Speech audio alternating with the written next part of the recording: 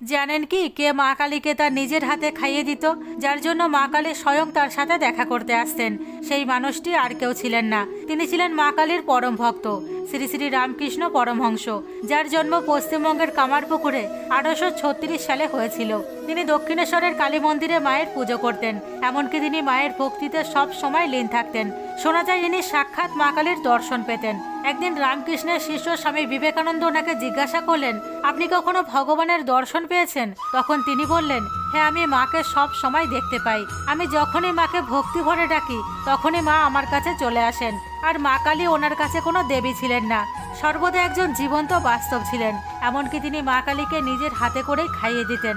যখন মা কালী ওনার মধ্যে প্রবেশ করতেন তখন উনি আনন্দে উৎফুল্ল হয়ে নাচতেন আর গানও করতেন।